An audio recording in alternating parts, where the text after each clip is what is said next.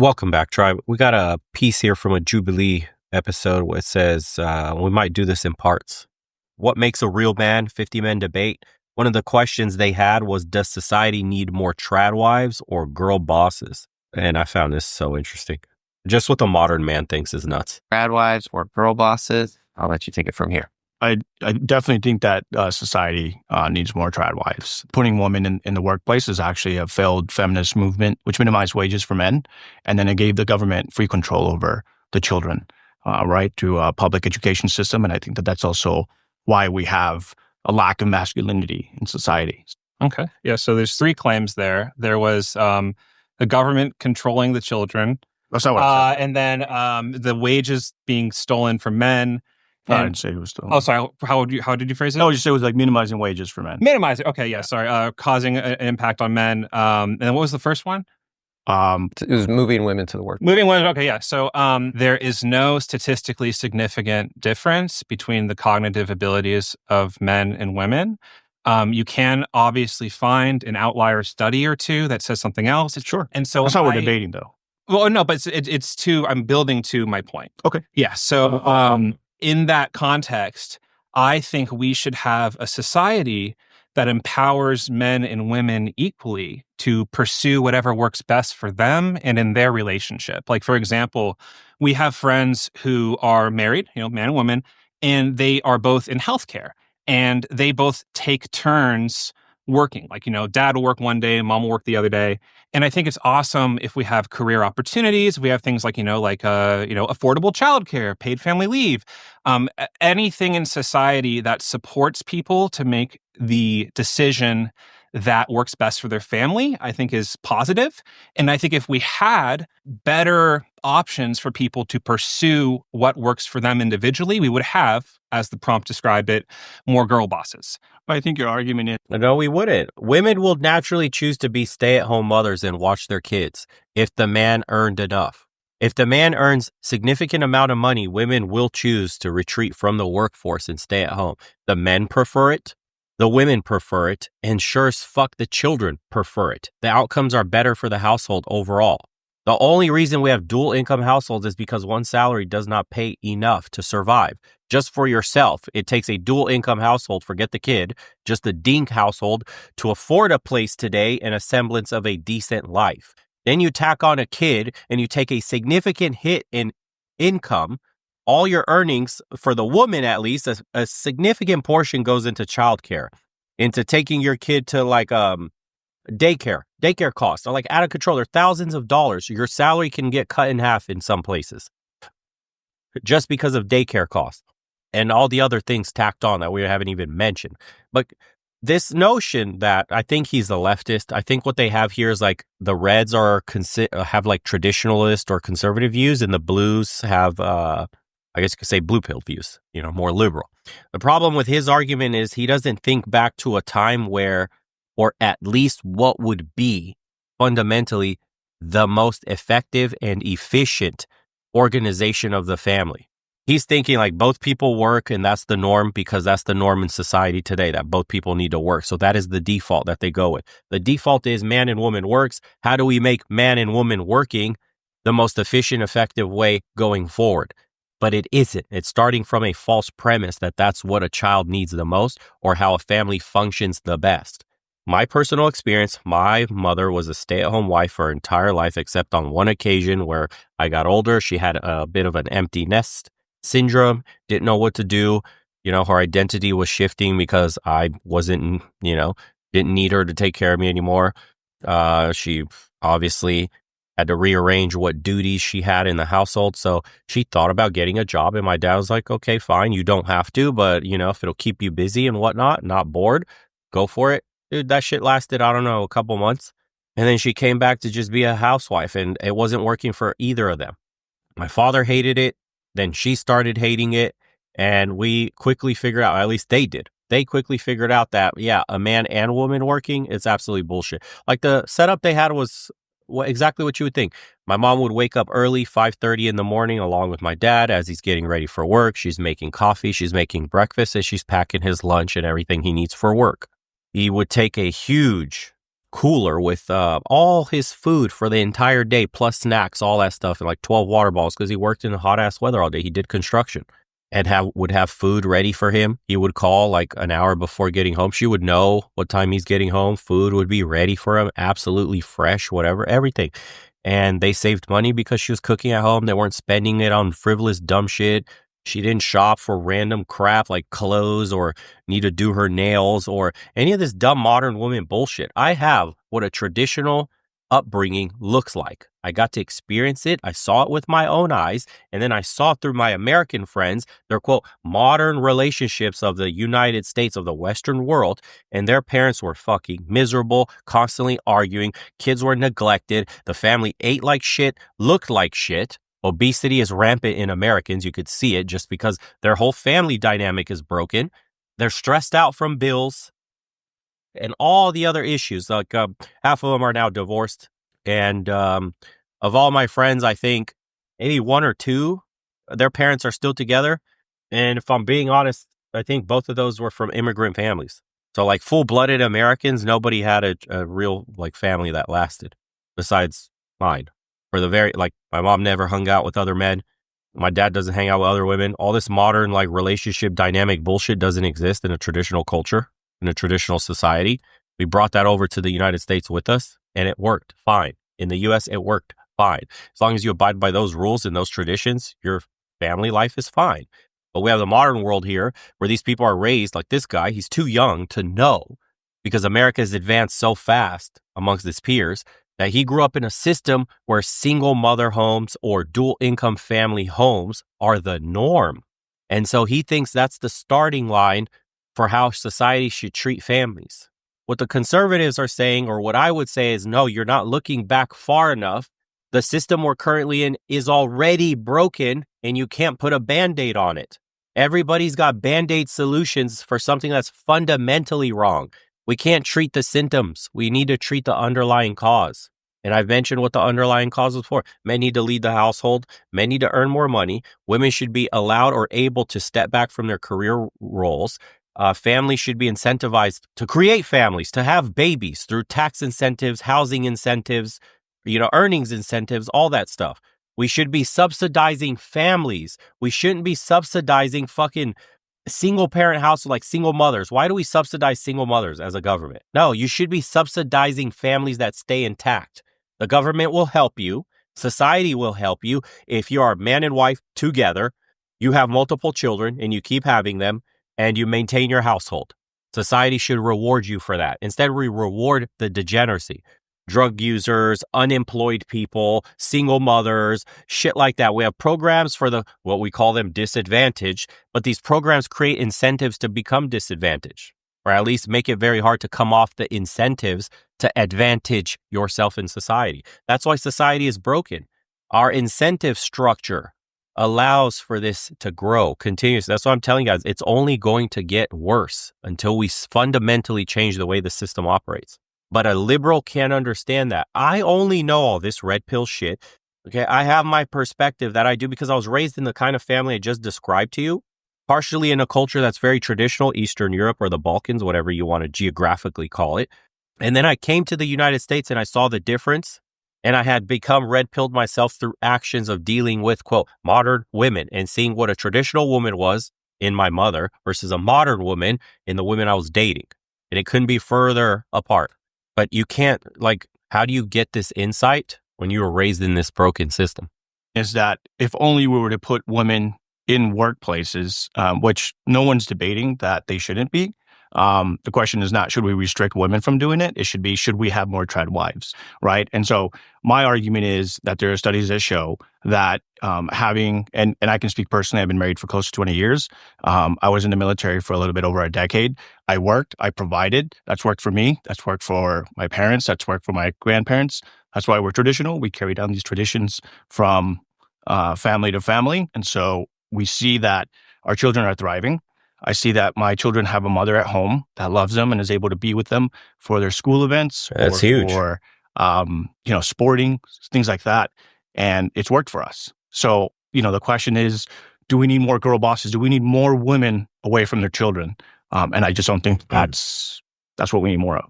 So why? So if the woman is away from, it's just one parent's at home and one parent's at work, right? That's kind of what we're describing. It's just, so what is the issue with a man being the stay-at-home parent? Sexual dynamics. A woman doesn't want to be with somebody long term that she has to baby like one of her kids. No offense to the stay-at-home dads, but there's a lot of them that have failed and will tell you that exact reason. Eventually, my woman resented me. Why? Because she'll go to work with high-flying, big dick swinging dudes that are performing really well at their job, making huge amount of money. She looks up to them as real men. She fantasizes. She wishes she had a man like that. But she got the nice, bumbly, goofy-ass fat fuck at home who just watches the kids, lazy, plays video games and all this other shit. That's what she thinks in her mind. Because a real man provides. You know, the whole argument of what a real man is only really comes out of a woman's mouth when she's angry about some shit you're not doing that you're supposed to, or she feels ashamed when comparing her man with all the other girls she's having coffee with at the office, at work, or on a girls' night out. When she's out there and Tina and Gina and whoever else is next to her talking about how their man just closed this deal, or we're headed to the Bahamas here, or he got us a private jet and we're flying to the Maldives on Wednesday, she's going to be thinking, why the fuck don't I have that? Because this is how women are wired.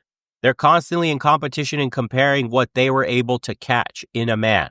Okay, like a trophy. They compare men like little trophies. And if hers is a stay-at-home father with no fucking job, making no money, not writing books or, famous for something at least, and he chose to stay at home, just a regular schmegular dude that was like, I'll give up my career because you're earning 3 times as much. She's going to look at that guy like he's a fucking loser, and she's settling because these women all around her who she thinks internally she's better than, every woman at the table thinks they're better than all the other women, is going to look at how is she able to get a better man than I did? Why do I have the stay-at-home dad? I could have a fucking 3 of those like Malaysian nannies. I could afford nannies to watch my kids. Why is my man not doing shit? Why is my man not earning, supporting, helping this family get ahead like Gina and Tina's man? Why isn't my man taking me out to the Maldives? I work too hard for this shit. The resentment will build up. Any man that's been in this situation will tell you. Sexual dynamics. Okay, we're animals at heart, and you will never, ever negotiate this level of attraction. You are attractive to a woman based on your provisioning and protection. If you're a stay-at-home dad, maybe you're jacked or whatever and you got the protection down, but that provisioning is huge, my guy. You will never sidestep that shit because there are other jacked guys around her who also have the provisioning. You're on the clock. And unless you got an absolute devil D and you are shredded, you're a fucking specimen that women gawk at. You will not. And can you imagine being a specimen, doling out devil D, and women gawk at you that you don't have any ambition to be like a fucking boss in your own life? To have a harem of women chasing you? You've accepted the role of a stay-at-home dad? What? Come on, dude. Again, this is the whole alpha simp shit. They think like an alpha male is going to exist that is okay staying at home, locked away behind the door, while she goes out there and makes money. This dynamic is such a leftist fucking trope, dude. It doesn't work in the real world. You want to know why we live in a liberal democracy right now? How many people are on drugs? How many divorces do we have? How many kids are raised in broken homes? What are the outcome of kids now as opposed to their previous generations when it comes to a college education and getting a job in said field? Outcomes of homelessness, drug dependency, or pharmacological drugs just to sustain themselves during the day because they're either anxious or depressed. The amount of trauma that they're all talking about on social media and TikTok and all that shit. We have worse outcomes overall for the kids in every single metric. Your liberal society is a fucking failure. This is simply what happened. We tried it your way and we're trending in the wrong direction in almost every facet. We need a different approach completely. Saying that makes you a misogynist though. Well, I just don't think that's the role of a man. Here's the reality. My wife and I both work from home. I'm out in the field a lot because I'm an independent journalist, so I do travel a lot more for work. Right. But we both work from home, and that's actually great too. Because then I also get to partake in a lot of the things that we do. So if like a sporting event 2 p.m., I'm not stuck in the office. I'm able to do that. But going back in where I was deployed for months at a time and having my wife stay at home, I think that it would have been detrimental that not only do my kids have a deployed parent, but they also have a mother that's stuck at work 8 to 5. Oh, Yep. I think that I think we're not necessarily disagreeing there. So what you're describing is, in your situation, it made the most sense to have your wife be a tradwife, right? I'm a millennial and I feel silly saying tradwife. It's not my verbiage. Yeah. Would you It's agree not in my that verbiage. it makes sense for us to have those cases where it might make more sense for there to be a girl boss to allowed to happen? Do you get what I'm trying to say? Sure. Like, I think what your argument is that we. And then married 20 years with kids, successful family. Don't see a ring on his finger. Doesn't look married. I'm not sure. Can't confirm if he has kids or not. But you notice who is the one arguing for what a successful relationship, dynamic marriage and household looks like is the one that already has it all. And who's arguing for the liberal side of what a relationship idealistically should be, but not pragmatically what works in the real world. Do you see the difference here? It's like when they asked liberals what a man was, and Aragon was their answer. We saw that from like a podcast, I think a few episodes ago. Like, what's your ideal version of what a man should be? Something that doesn't exist in the real world. His ideal setup doesn't fucking function in the real world. Want to know how I know that? Look at conservative households versus liberal households and look at how the children turn out. Probably live in a society where women also have to work. And so what I'm saying is, yes, I have a personal bias of why my wife should stay at home, but also there's studies to show that, women that tend to stay at home with children tend to have a happier family. They tend to be able to have less divorce rates, for example, as opposed to people that are usually always at work. And So here they do like fact checks. And let's see. A Harvard research studies, post-pandemic. I love research studies. Honestly, I do. Found children of working moms grow up to be just as happy as children of stay-at-home moms. What kind of fucking study is that? Can it get what happened to empirical science? Okay. According to a 2014 Pew Research study, stay-at-home married mothers are 5 times more likely to live in poverty than married mothers who work. Oh, really? They haven't been through a divorce court, huh? And let me guess. According to the studies, what else have they told us? That global warming is happening at a rapid rate and Miami will be flooded soon. According to the studies, if you don't get your booster, you're going to spread a deadly disease and kill many people. According to the studies, it's safe and effective. According to the studies, seed oils are actually good for you. According to the studies and the government, that, what were they saying? Cornflakes and Honey Nut Cheerios and shit like that are healthier than eggs, butter, milk, and steak, according to the studies and the scientists that are totally not paid by special interests and people who are social engineering society for profit, like keeping us sick, depressed, isolated, so that we could be manipulated and profited upon. Totally safe and effective studies. Trust the science. If you haven't learned to not believe a single fucking thing coming out of institutions today, you are brain dead. You don't have the IQ to discern, to criticize and critique information filtering through your brain. You are fucked in the world today. If you trust everything the professionals tell you, you're going to end up on pills, chronically taking God knows a handful of them just to keep you alive. Your health outcome will continue to get worse and worse. Your family will fall apart. Your woman will end up resenting you. Your children will be essentially brainwashed by the state. You will lose control of your family. You'll get wrecked in the courts. Your jobs will disappear. Your life will continue to get worse and worse. You will be more and more dependent on the government. You'll be less likely to rebel, and you'll be a slave to the system. Isn't that fucking crazy, though? That's what's happening today. And the people don't fucking see it, bro. That's the saddest part. Nobody sees this shit. Some people talk about it. Some maybe have one piece of the puzzle here and there, but when they see the full picture, dude, it's horrific. It's a fucking nightmare that we're being ushered into. And they think it's like a left versus right thing, a man versus woman thing. No, dude, look, this is a dude. This is a dude arguing against his own interests. The same way women will argue feminist, what could you say, talking points that are directly against their own interests. That's how good they got the game wrapped up. They rarely see each other. They rarely spend time with their kids.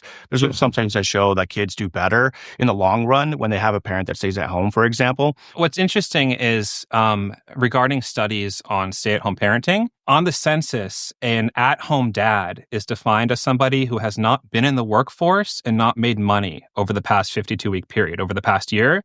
And so when you look at studies of stay-at-home dads, you miss out on things like, as you mentioned, people who do remote work or people who work part-time. And so I am not as confident as you are in the sort of evidence base for this claim that, stay-at-home dads are somehow detrimental compared to stay-at-home moms. I believe it was the American Psychological Association put out a statement on this where they said that. Again, look at what we're quoting. The American Psychological Association. Listen, I'll find it for you guys right now. So this is, because I'm not bullshitting you, this is directly from the American Psychological Association.org. Here you go. For example, and this is in their report about what men need.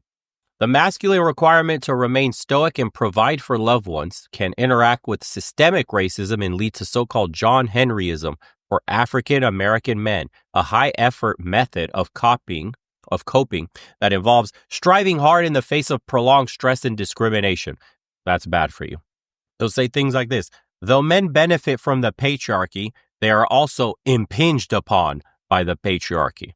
And this is the famous one that people quoted under the needs of men. The main thrust of the subsequent research is that traditional masculinity, marked by stoicism, competitiveness, dominance, and aggression, is on the whole harmful. Men socialized in this way are less likely to engage in healthy behaviors.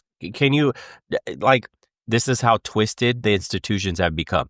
For you to be stoic, as in managing your emotions and not letting outcomes get the best of you. As things happen to you, you remain calm and it is as it should be. That is the nature of things. Stoicism. Competitiveness. Iron sharpens iron. So does one man another. Okay. Dominance through competition. Aggression. Using dominance and aggression as a way to get more resources for yourself, as a way to compete, as a way to show that you're better, or at least, again, through competence, dominance, and aggression. It's how we got here. It's how we built everything. All this, the society that we live under is directly a result of this competition. That is harmful to men. That is making you less likely to engage in healthy behavior. What is healthy behavior? And who gets to determine what healthy behavior is? Some fucking eggheads at the APA? So it says, this masculine reluctance towards self-care.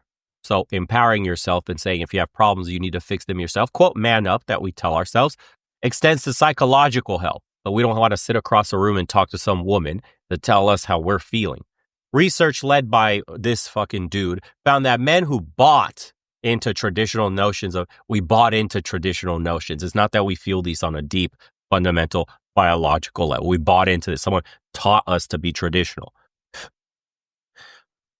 We were more negative about seeking mental health services than those with more flexible gender attitudes.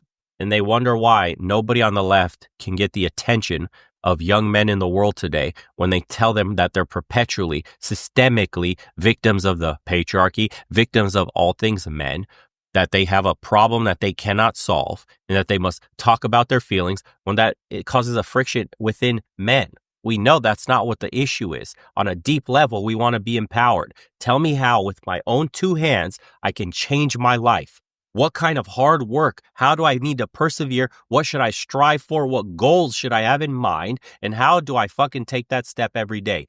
Tell me. That's what men are desperately looking for. We're not looking for a handout. Please, can someone just give me $1 million? Nobody wants it. You want to be a man. You want to make it on your own. Stand on your own 2 feet.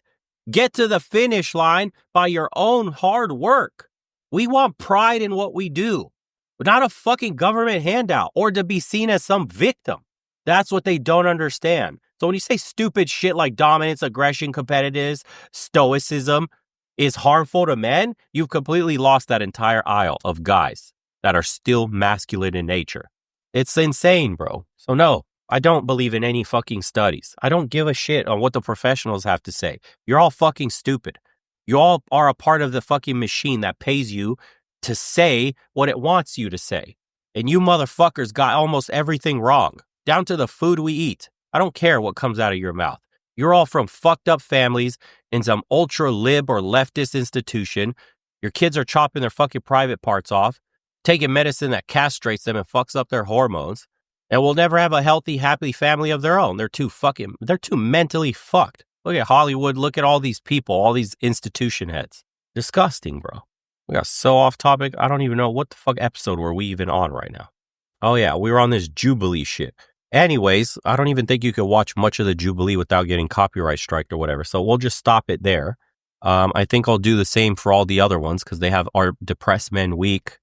Should men spend their time watching adult entertainment? Should men be the leader in romantic relationships? They have really good questions for men. And it couldn't be a better example of the weakness in men today. I mean, listen, here's this one. It made me laugh, bro. This is the one that made me laugh the most. The next question after this is, are depressed men weak? You got this dude. This dude is disabled. He is Alex, a traditional man. I'll cover this one next, like in a few days. You got a traditional man disabled talking to this fucking dude here who's completely normal and healthy, who's upset about the term weak men and what makes a man weak. Are depressed men weak? That was the question. And this guy's arguing about mental strength, perseverance, not letting, obviously, for example, his disability completely overshadow his quality of life. And he doesn't want to use it as a victim, like victim points and victimization of why his outcome can't be just as good as this dude who has no problems. Life is what you make it. And that all starts with your perspective, your mind. And this dude is arguing for like the feminine rhetoric of like, we shouldn't judge men that like depressed men weak. Yeah, we shouldn't say that. Like depression is super real. And like, we need to take care. And it's like, okay, to be sitting at home and victimizing yourself. And like, we have problems sometimes. The avocado toast, it was missing avocado and it ruined my day. And I should wallow in my own fucking pity, in misery, and stop it from having me achieve everything I want in life. And this dude is in a fucking wheelchair, bro, paralyzed, talking about this bullshit. How could you be depressed? I'm in a fucking wheelchair and he's got the mind of a lion, living his life the best he can with his disability. You got this guy arguing the other point. It's insane, man. It's insane. This is why I tell you guys the self-improvement stuff. Go towards masculinity. Be aggressive. Use your rage to get ahead in life. Build the life plan out. Pursue it at all costs. Become obsessed with your goals. Cast aside anything else that would get in your way. Be selfish to attain this. Believe you are better than somebody, than most people. You have to have an air of this arrogance or superiority. You do. You have to feel like you're made of something different, that you can achieve things others can't. It has to be like, it's almost like destiny. You're given a God-given talent that would anger God if you did not go and achieve what your talent was bestowed upon you for. That's how you have to feel, bro. Like you're divinely ordained for something in this world, and that anything less would be an affront to God. You have to feel this air of superiority, because there will be moments when you want to doubt yourself, when things get difficult, when no one believes in you, when you hit a roadblock, and you need to have that self-belief. It has to come from on high, somewhere. It has to be greater than yourself, that you cannot fail because you're ordained, something different about you. But no, that society tells us the opposite. No, be humble, bro. Bro, you can't think like that. You can't think you're better than people. You got to be humble. You got to make yourself small. Be in your own little space. Don't step on any toes. Don't say anything that will get people mad. Don't do shit to stand out. Fuck that. That's a weak man. Anyways, I appreciate you guys for tuning in on this one. Dude, I fucking rambled forever. This, I think we only did like 3 minutes and I fucking ran my mouth for like 30. Jesus Christ. Okay. Man, I'm sick. Jesus. If the weak man in me won, I would be fucking eating sweets right now, sitting on the couch and not doing shit. But I'm too competitive, too masculine in nature, bro. I'll work to my own detriment even when I'm not 100% health. Fucking losers. Anyways, take care, boys. Don't let the inner bitch win. We'll see you on the next one.